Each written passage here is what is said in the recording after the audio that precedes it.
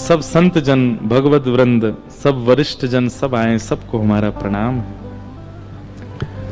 बंधुओं, श्रीमद् भागवत क्या है?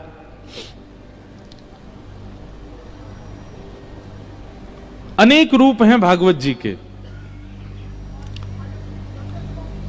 बाहर कोई जाके कह दें कि थोड़े न कि यहां जो लोग हैं वो शांति रखें बस।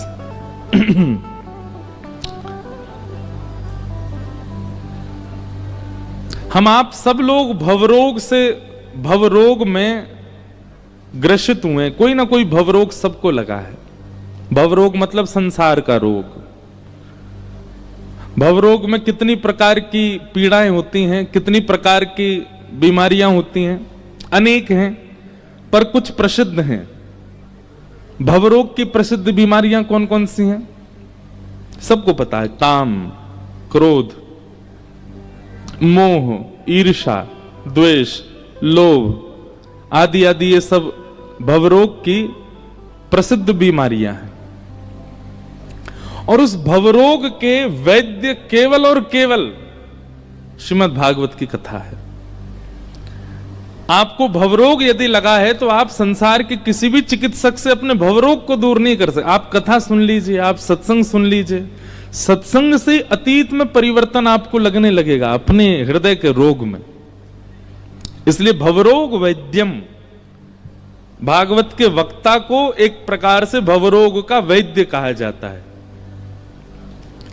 कितने सारे युवा, कितने सारे लोग, कितने सारे जन ऐसे कथा में आते हैं, वो अनेक प्रयास करने से अपने दुष्कर्मों का त्याग नहीं कर पा रहे थे, अपने व्यवहारों का त्याग नहीं कर पा रहे थे, केवल कथा श्रवण मात्र से कर दिया। अपने व्यसनों का त्याग नहीं कर पा रहे थे। कथा ऐसा क्या करती है कि उसका रोग दूर हो जाता है? बहुत ध्यान से सुनिएगा। सतयुग में, कलयुग में यही अंतर है। सतयुग, त्रेता, द्वापर में ठाकुर जी को देह रूप धारण करके आना पड़ता है, चिन्मय रूप धारण करके आना पड़ता है और राक्षसों का वध करना पड़ता है। लेकिन उसके पीछे कारण यह कि सतयुग, त्रेता, द्वापर में राक्षसों की संख्या इतनी ज्यादा नहीं होती है, इसलिए ठाकुर जी एक रूप धारण करके आते हैं और उस राक्षस का वध करते हैं। पर कलयुग में राक्षसों की संख्या असंख्य है। रावण जैसे स्वभाव वाले, कंस जैसे स्वभाव वाले, कुंभकर्ण जैसे स्वभाव वाले, ये जितने भी राक्षसों के मैं नाम लूं, इन सबके स्वभाव वाले अनेक लोग हर शहर में मिल जाएंगे आपको आज की तारीख में। उस जमाने में तो एक ही रावण था, आज अनेक हैं। उस जमाने में एक ही कंस था, आज अनेक हैं। उस जमाने में एक ही शकुनी था, आज अनेक हैं। उस जमाने में एक ही मंथरा थी, आज अनेक हैं। उस जमाने में एक ही पूतना थी, एक ही ताड़का थी, आज अनेक हैं। एक ही सुर्पनखा थी, आज अनेक हैं। सुर्पनखा का मतलब पता है? सूप जैसे लंबे लंबे नख जिसके हों, वो सुर्पनखा। हम किसी माता बहन को नहीं कह रहे, आप लोग क्षमा करना। हम आपके चरणों में प्रणाम करते हुए क्षमा मांग रहे हैं, हम आपसे नहीं कह रहे हैं। सुर्पनखा। एक बात बताएं, रावण, कंस, कुंभकर्ण, आप लोग कभी ये विचार नहीं करते कि इन लोगों के नाम किस आधार पर रखे गए हैं? कहीं ना कहीं आप गौर करेंगे और गहराई में जाकर के देखेंगे तो ये नाम उनके स्वभाव से रखे गए हैं। वो जैसा उनका स्वभाव होता है वैसा ही नाम उनका हो जाता है। और कई बार ऐसा भी पता चलता है कि ये उनके वास्तविक नाम नहीं है, ये उनके वास्तविक नाम नहीं है। तो फिर कैसे पड़ गए ये नाम? उनके स्वभाव को देखते हुए जनमानस ने उनका ये नाम रख दिया।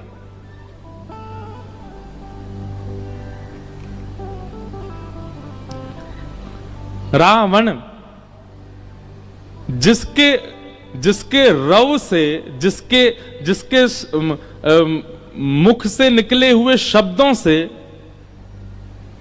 वन में बैठे हुए ऋषि महर्षि भी भयभीत हो जाते हैं, वो रावण है जिसके रव को सुन करके, उसका रव नहीं है, वो तो चिंघाड़ता था, चीखता था। उसका दूसरा नाम क्या? दशानन, 10 मुख जिसके पास, वो दशानन। तो कहीं ना कहीं इनके स्वभाव, अब हिरण्यकश्यप, उसका नाम हिरण्यकश्यप क्यों? हिरण्य कहते हैं स्वर्ण को, स्वर्ण की जो तकिया लगाता, मतलब इतना बड़ा भोगी है। लोग तो सोना गले में पहनते हैं, हाथ में पहनते हैं, पैरों में पहनते हैं, कानों में, वो तकिया ही सोने की लगाता है। इतना बड़ा भोगी है, इतना भोग करता है, इसलिए उसका नाम क्या रख दिया? हिरण्यकश्यप। उसके छोटे भाई का नाम हिरण्याक्ष। आक्ष कहते हैं आंख को, और जो आंखों से केवल भोग की वस्तुओं को ही देखता है और खोज खोज करके उनको भोगता है, उसको हिरण्याक्ष। तो कहीं ना कहीं स्वभाव से राक्षसों के नाम रखे गए हैं। ऐसे स्वभाव वाले आज अनेक हैं। नाम उनका राम होता है, नाम उनका केशव होता है, नाम उनका माधव होता है, नाम उनका मधुसूदन होता है, नाम उनका रमेश होता है, महेश होता है, पर स्वभाव वही है जो रावण का था, वही है जो कंस का था, वही है जो हिरण्याक्ष हिरण्यकश्यप का था। क्यों नहीं आते राम जी फिर उनको मारने के लिए? इसलिए कलिकाल में भगवान ने कथा रूपी अवतार लिया।